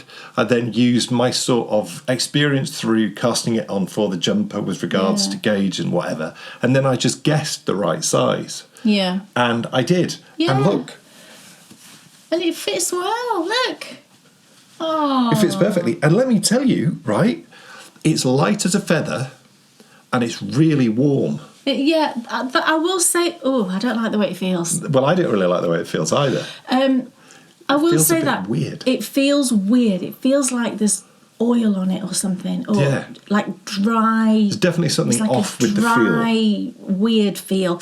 I'll wear this though. But it's light and it's warm and it fits well and it's a nice colour. I'll absolutely wear this. Yeah, It feels weird. Can anybody? it's really toothy. It feels like No. It's not scratchy. When you say toothy, that means that gives the impression it's scratchy. It's not scratchy. that to me feels rough. It's like the Brooklyn tweed base. I think this. I'm not sure. Is it the shelter? It's the worsted weight one. It's the opposite of luxurious. But it's Primrose Yarn Company that have dyed it. Forage. Was it called Forage, the base? That's ringing a bell. But you've got a nice hat. It's all in the eye of the beholder, and to me... Well, I guess it is. It absolutely is. Well, no, I'm going to speak critically now. It's all in the eye of the beholder, and to me that feels extremely rough and not soft at all. No, I wouldn't say it's soft, but it's not scratchy. I think that I could clean dishes with this really well. It would do really well. You know those dishes which have got like burnt on sauce after you've done some bolognese? I don't think you could. It is not like a kitchen scrubby. I think you're being insulting to it now. Kitchen scrubby. Hey, that's what I'll knit with them.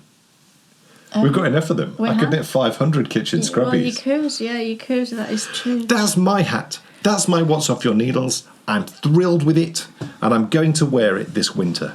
Cool. Kay Jones, what's off your needles? I also have a hat. Now, this is soft. And Look at that. It's a folded hat, and it's the pink one from the yarn that I showed you earlier. And this is all finished and blocked and lovely. And oppositely, I don't know how to say the word, the opposite of what Dan's just shown. This is very soft and squishy and lovely. I can't decide yet if it's going to be a gift or if I'm going to keep it. I haven't decided. But yeah, this is my folded hat pattern. And just to show you the inside again. What size is that? This is a medium. Right. Because I said last time you could wear it both ways round. I just love it the opposite way around. So you get the stocking stitch brim and then reverse stocking stitch for the body. And I think it looks so cool. So yeah, it's a folded hat finished from me. Two absolutely contradictory, totally different hats. Totally different hats. But both will be worn and loved. They will. This I would wear on the side of a mountain in the pouring rain. That I would wear. You would wear this one on the side of a mountain in the pouring rain. Quite good in pink. I think this would be a gorgeous hat to wear on an autumn walk. Yeah, I'd have to make you a size large. Yes, of course. But it's fascinating how yarn completely changes a project. Yeah, absolutely. Really glad to have used this though, and I really like the colour. So yeah, I really like the colour, so that's positive. Definitely wouldn't have wanted a jumper though in it. No. But it's so light, honestly. Yeah, that's what I like. Folded up, shoved in your bag. Yeah. Brilliant for one of your walks. Or your pocket. Yeah. Brilliant for one of your walks. Perfect. Yeah. Look, that's what's off your needles. Yes. So that means it's time to get back to the second part of My Perfect Sock. So we're going to find out what that contrast colourway is going to be, or the coordinating colourway, should I say, and also to get knitting the socks. Yes. So let's watch the second part of the show.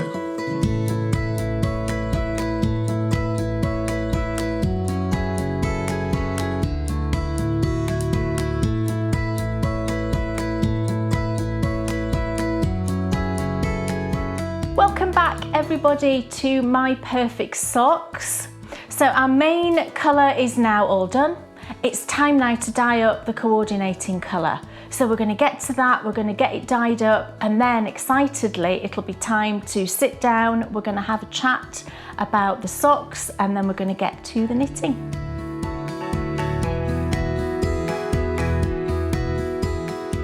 Okie dokie then, here we go with our tonal. Now, when I was thinking about this, I initially did think I was going to go with one of the speckled colours. I thought, should I do that lurid spearmint? Should I go lilac or blue? But what I did was I got out all of the other colours that I've already dyed in this series, the tonals. And I thought, well, do you know what? Actually, what it is missing is a grey. And isn't it always nice to have a grey when you've got a set of yarns like that? And we've got our mist. So that's what I'm going to use. We're going to have some beautiful silvery grey tonal minis for this.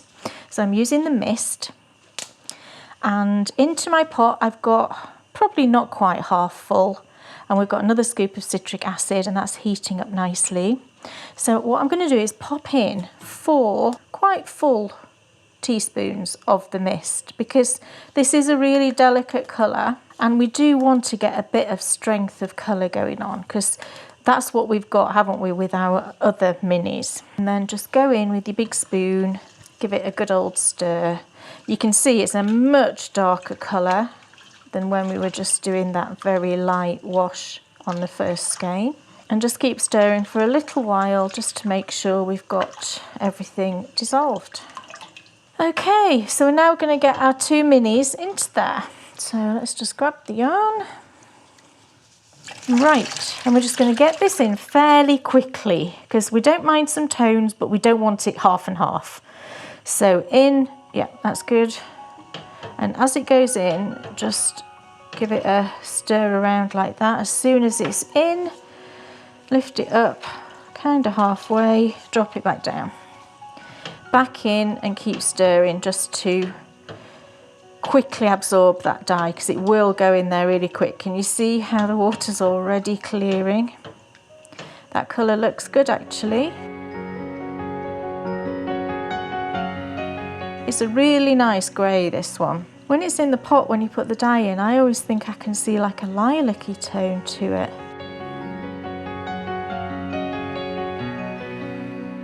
Look, as if by magic, the water's more or less clear. So let's just have a look at that colour. I think that's good.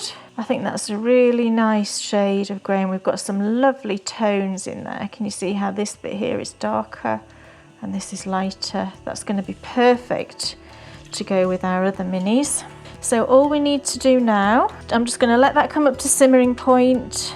Make sure it's, you know, got a bit of a bubble going on, and then I'll pop it outside to cool down with our speckled skein.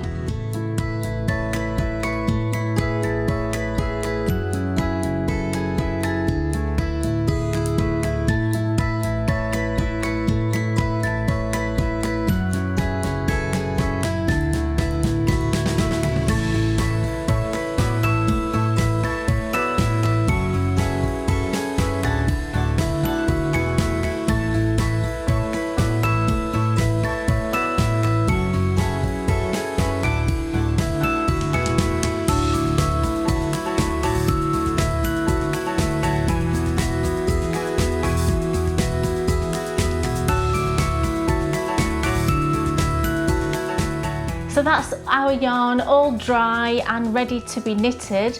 So it's time now to get it skeined up and get that yarn on our needles.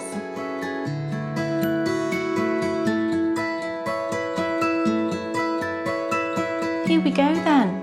We've got our beautiful speckled yarn. Oh, it's so lovely.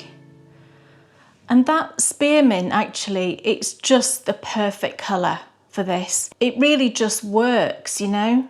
It's just gorgeous, the green and the blue and the purple. I absolutely love it. And here's our lovely silvery minis. Don't these make just the prettiest sock set even? Just gorgeous. Oh, so nice. Just really wintry, and yeah, it makes you think of all of those sort of snowy walks and just loveliness. I need to get this wound so we can knit it into our lovely socks. So let's just have a look at it. And yeah, I mean, we've got some good speckles on both sides of the yarn there. So I'll show you one side, and then if we turn it, it's lovely and speckled on this side too. So perfect. So yeah, I'm going to get this on the Swift and get winding. I was just looking for where that, there it is, the tie that's holding it all together, just so that I can identify it. There we go. So there we go, we've got that one pulling from the outside. That's the one we are going to go for. So let's get winding.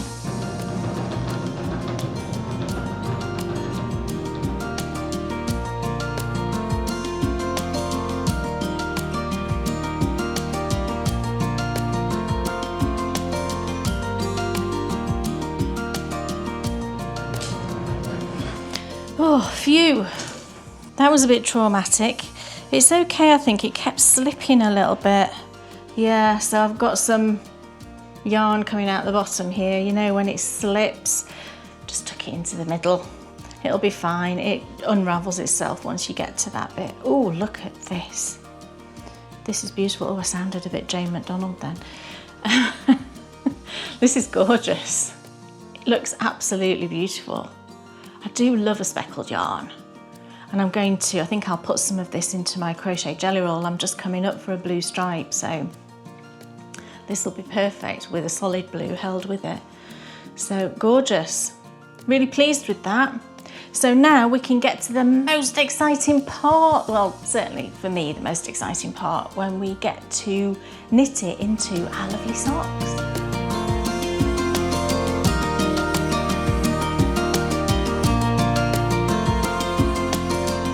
Right, so here we go then with our lovely socks. This is where we are up to right now. You can see that last lovely purple one that we knitted in. And do you have a favourite one so far? I was just looking at it, trying to work out which one was my favourite. I love the Storybook Lady. This sort of multicoloured one here is beautiful. I also love this deep green with the browns in it. That's lovely. So pretty. So yeah, we are now on the last section of, for me anyway, the last section for the foot, and we're ready to start knitting in that lovely blue. And actually, looking at all these colours, I think having that blue there will be really nice, because there's not really much blue in there at the moment. There's a bit in the Storybook Lady, so this will be really nice. So I'll move this one out of the way and we'll get the other one. Oh no, before we start this, we need to look at our mini, don't we? I'm getting ahead of myself. So here's our lovely silvery grey minis. Just lovely. And I've got here is now a little mountain of minis. Look at all these. So let's just bring one of those greys. So should we have a little jiggle around? And what I think I want to do now, you know, is I actually want to start off here with the grey, and I think I want to sort of move through it like this. So what do I want after the purple? I mean, that might go there, might it? I don't know. Purple, I sort of want blue going after the purple maybe. And then green, that's a bit of a rainbowy thing, isn't it? Green, blue, purple, green. Or would you have it? But then green, what? I suppose yellow might follow green. That's quite nice. This pink really stands out. Should that pink be there? Maybe it should. Does that look better than having it there? It just feels wrong there, doesn't it? Or maybe it should be next to the orange. Anyway, I'll have a nice final play around with that when we do the last colour. But I think having that grey is a really nice addition to it. That looks quite nice actually, doesn't it? That sequence. So let's move those to one side now. And now we can bring in our lovely sock and our yarn. Ooh, I'm going to enjoy using this after as well. I think I will keep it to one side for socks, because I think it will be lovely for a lot of different designs. I think just plain stocking stitch is always lovely, but I think it would show well for cables, and I think it might be all right for some lace as well actually, because it's not overpowered with speckles. So as always, I just leave a tail, pop my needle in ready, loop it over, and then we're away. So just make sure that I am knitting with the right end, and I'm on my last section of the foot now. This is so exciting. I've never had a socks take this long in my life, but it's been purposeful, hasn't it? So it's not been stressful at all. It's totally fine. And I've really enjoyed just working these 9 rounds as it is for me, and then popping it away, and then just looking forward to knitting the next section. It's just been so lovely. So I am now just going to carry on, work my way through my final section on my foot.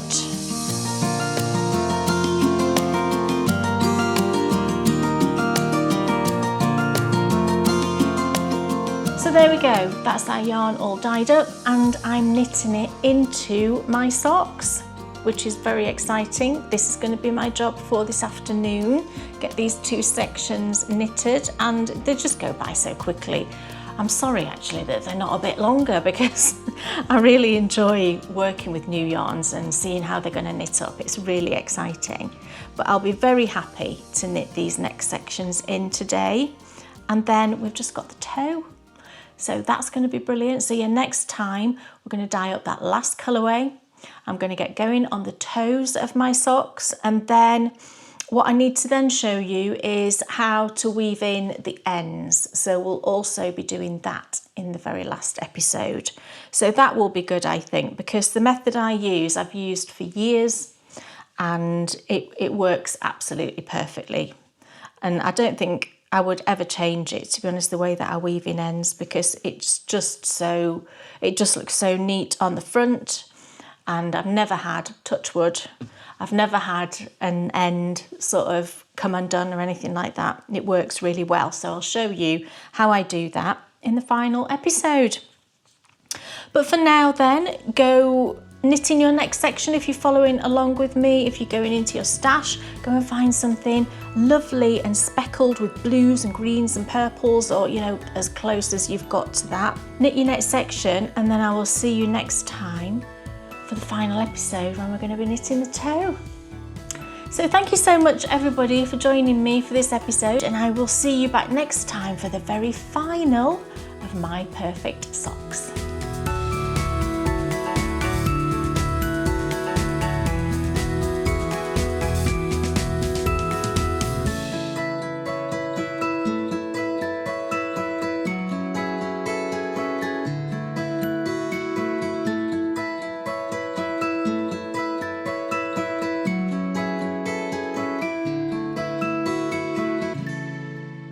Well, that was just lovely. That contrasting mini, coordinating mini, I'll get it right eventually. Well, it's both. I suppose it's coordinating. The contrasting coordinating mini is gorgeous, isn't it? Here it is. So subtle and so perfect. Yeah, it's a gorgeous sock set, I've got to say, isn't it? You know, very wintry and icy and just lovely. And not only is the yarn here, but the socks are here too. The socks are here too. I have completed the section. Gorgeous. And I've just got the toes to do now. Can you believe it? So both sections done of that lovely blue, the speckledy blue, just gorgeous.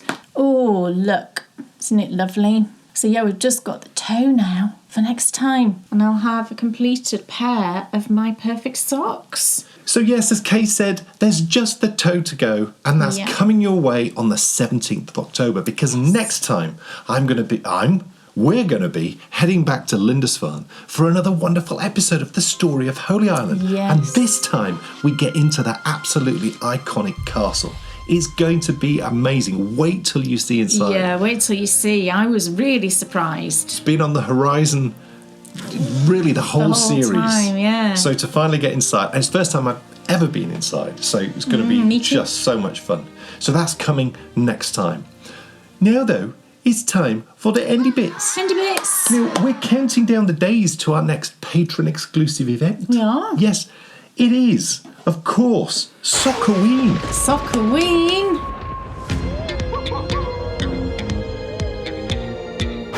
It runs all the way through October, and it's a month-long festival of sock knitting. It is indeed. There's a patron-exclusive knit-along. Yeah. Also, as well, there is an exclusive pattern.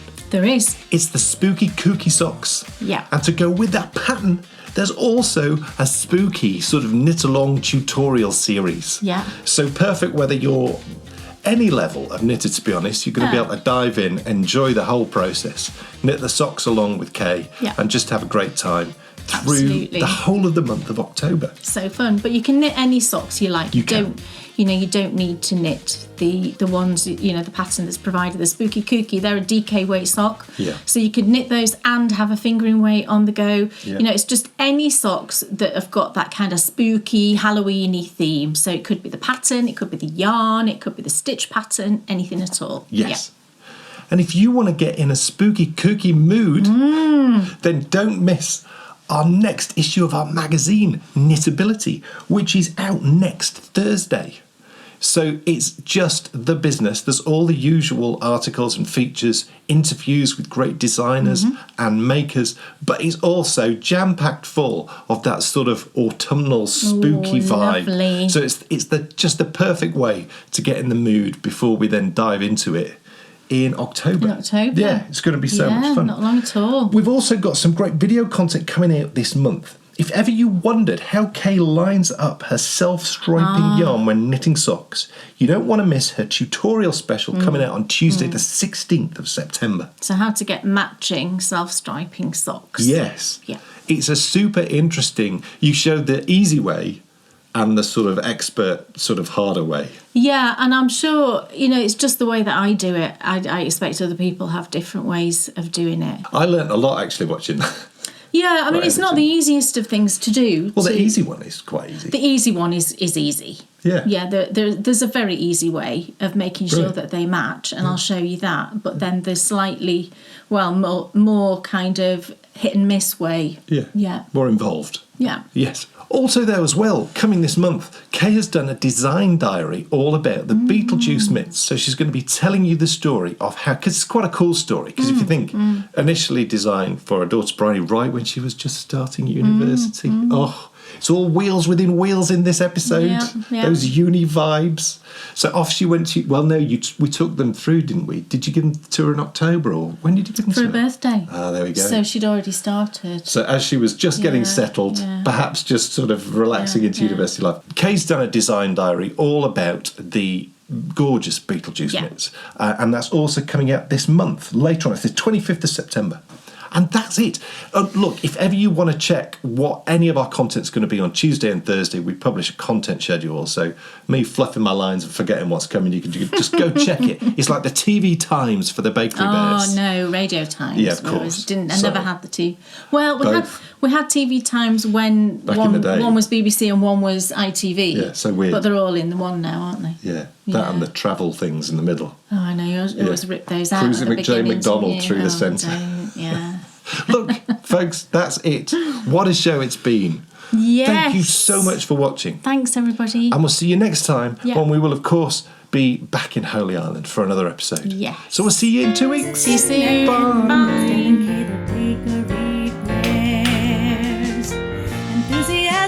I find that if I go relatively slow, I'm more successful. But then I just get bored and just start winding like super fast and it all goes wrong. So you just have to have a bit of patience. I'm just thinking one of those blankets that I knitted this year might work. Anyway, you're just hearing my brain now, aren't you?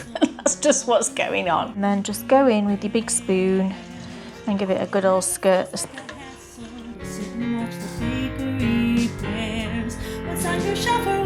So that's all 4 dye colours for today. So of course now, what is it? No, Dan, I don't know what's next.